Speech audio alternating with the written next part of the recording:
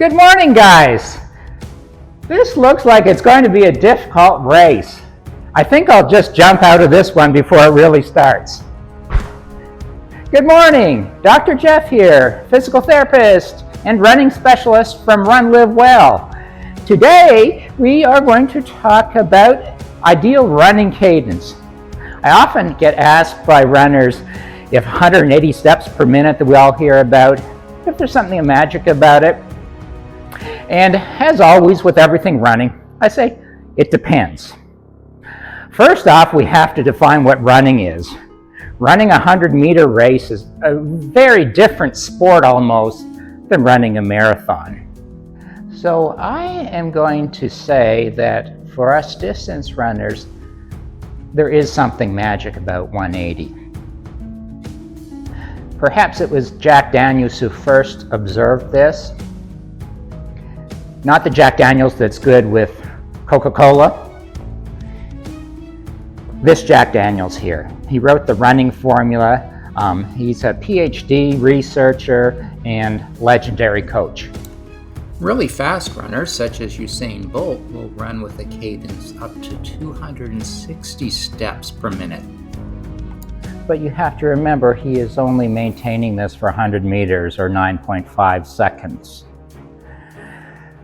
Elite 10K runners tend to run in the 190s to 200s, and elite marathons tend to be somewhere in the ballpark of 180 to 190. Now, Fred Flintstone, he has a cadence of 280 steps per minute, but he would never win a marathon. The majority of novice runners that I work with start with a cadence usually somewhere from 140 to 160 steps per minute.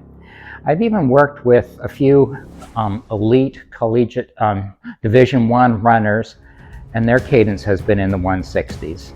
And actually, the two individuals I'm thinking of both came to see me because of stress fractures.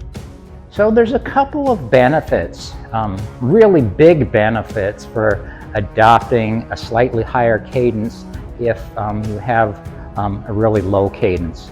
Remember, with everything running, all changes need to be gradual, over weeks and months, not over days and minutes. So if you have a very low cadence, by increasing it slightly over time, you can, number one, reduce your risk of running injury. And 90% of us distant runners, up to 90%, get injured every year. And once you've had your first injury, the chances you're going to have an injury the next year, unfortunately, go way up. So turning over a little faster will help to keep us healthy and consistent with our training. Training consistently, getting out there 4 times a week, 5 times a week, every week for 52 weeks is what really will make the massive gains in your fitness. The second main reason for adopting a higher cadence is it helps with running economy. In longer distance races, if you can run more efficiently with better running economy, you're going to be able to keep going for longer before you run into that dreaded wall.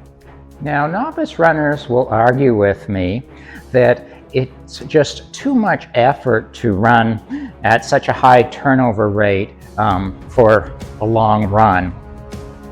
And they are usually correct for their current fitness level and what they're accustomed to.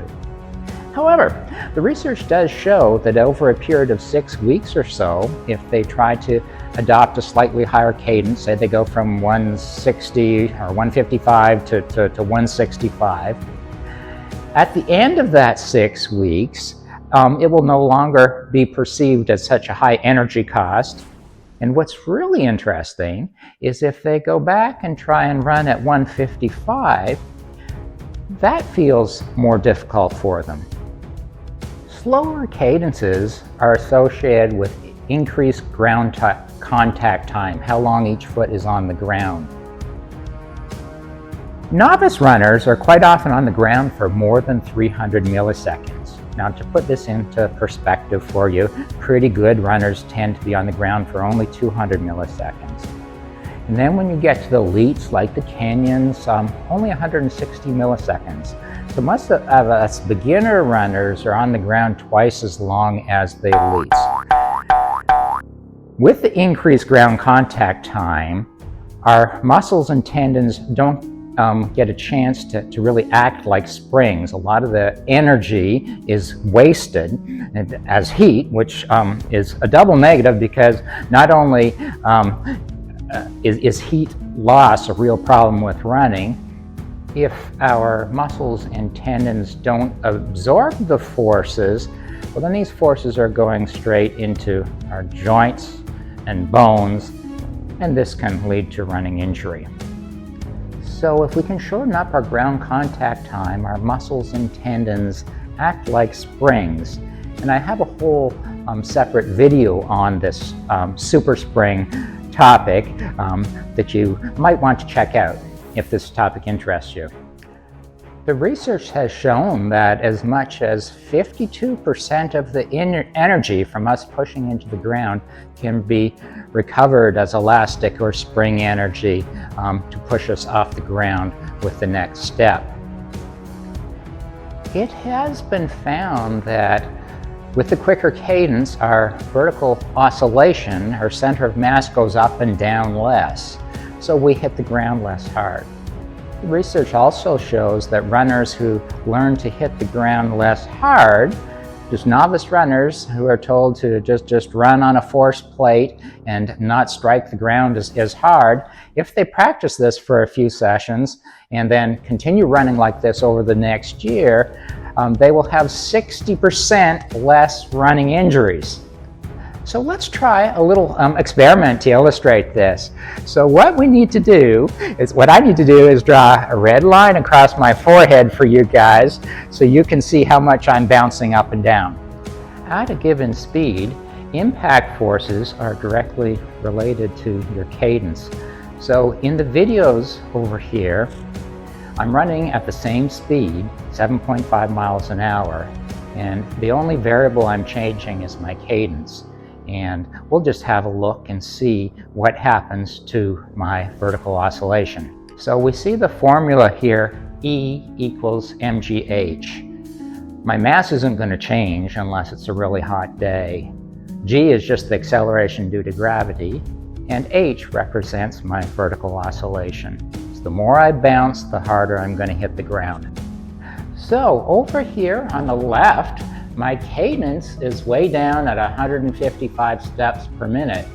My vertical oscillation is way up at 9.8 centimeters. Compared to the other extreme over here, where my cadence is 200, so I'm really turning over, but my vertical oscillation is only 5 centimeters. So it's really half of what it is at 155. I would not be able to maintain this cadence here for a marathon. I certainly would use it when I'm sprinting towards the finish line, or I might even get my cadence up a little bit higher then. When I really like to be able to use this gear is when I'm going down a steep hill in a long race or run. Because when you go downhill, there's artificial vertical oscillation each step, if you like. So by just shortening up your stride, you're going to have a lot less pounding. You'll run a little bit slower, so you have to weigh the pros and the cons. If you're really trying to win a race or do very well in your age group, you may take a little bit more chance and open up your stride on those downhills, particularly if it's close to the finish line, but there is a risk of injury. And I have worked with a lot of runners over the years, especially here in Jacksonville. We have a race called the Gate River Run, and the last half mile is running down the bridge at the end, and everybody opens up the tank there. And I've worked with so many runners who have strained their hip or their knee running down the Green Monster at the end of the Gate River Run. Stress fractures are common injuries in distance runners. One recent paper found that in collegiate runners who had a cadence of less than 170 steps per minute, their incidence of stress fractures went up by 5% for every step below 170 steps per minute. It seems in recent years I've been seeing more and more stress fractures. I don't know if it's just because there's more and more runners, or if the super shoe is behind this. Some researchers have found some evidence that this may indeed be the case, but further research is required. If you have a slow cadence, the research shows that by increasing it by just 5 to 10%, this can result in 15 to 20% less knee load, about 10% less strain on your hip abductors, the muscles on the outside of your hip, and 10% reduction in foot and ankle loads, 3.6% lower Achilles tendon force. And the Achilles is a common area for injury in masters runners. Up to 50% of us masters runners will experience an Achilles injury in our lifetime. And 20% more reduction in vertical load reaction forces. This is why Fred Flintstone has never had a running injury. Remember from the very first slide, Fred Flintstone's cadence is 280 steps per minute, so his vertical oscillation is almost zero. One of the most common running form faults that I observe in the clinic is the overstride. I call it the check mark of death or the check mark of impact. So by increasing our cadence, we tend to not land out here, but we tend to land in here with a little bit more of a vertical tibia, with our initial contact more underneath our center of mass, which is near our hip. So how can you improve your cadence? Well, there's lots of things that you can try. In modern times, we no longer need all these sensors on our chest and on our waist. The Apple Watch and the Garmin have it right on your wrist. So you can look at it frequently, and you can even set alarms to go off if your cadence is dropping too low. I like to run on the treadmill a lot, and I run on Zwift, so I can see my cadence right in front of me.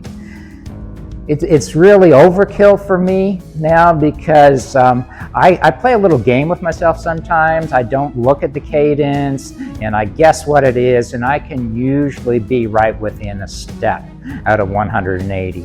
If you like to listen to music while you're running, on Apple Music, they have running tracks, and I believe you can get the same music on Spotify. Just don't listen to country music while you're running. the slow cadence will get you injured for sure.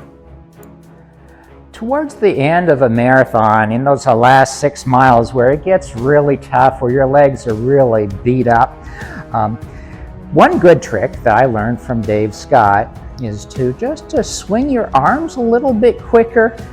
Your right arm is connected to your left leg, and if you don't think about your legs, if you just think about what doesn't hurt and get your arms moving quicker, that helps to get your cadence of your legs up as well. Another great drill for improving cadence is simply jumping rope. You can start off bilaterally and then progress to single leg hops. Remember, running is a single leg sport. In a previous video, I talked about the super spring. Jumping rope is great for the super spring as well. And if you can strengthen the super spring, it helps with running economy and decreasing injury as well. Very similar to cadence. So they both work well together. Another great thing about jumping rope is it encourages you to land straight under your center of mass. So I'm going to say yes, there is something magic about running close to 180 eventually for most of us runners. Hey, if you can have less injuries, if you can run faster, and if you can run longer, why not? It's a win-win-win. So thank you for tuning in to this Run, Live Well episode. Thank you for visiting our brand new running channel. If these videos are bringing you some useful information, can you please take a moment to like and subscribe? That will really help out, help us grow our new running channel. Also, if some of you are wondering where the virtual runs went, I realize that a lot of you do not run on the treadmill, so I moved a lot of those virtual runs over to another site called Run Live Well Virtual Runs. So you can find them there, and you can run along with us in different parts of the world as we get ready to complete our 7 marathons in 7 continents. So y'all have a good week, and see you next week. Oh, and if any of you have questions or comments, please leave them below here. Or if you have any suggestions for future videos, that would be great. See you next week.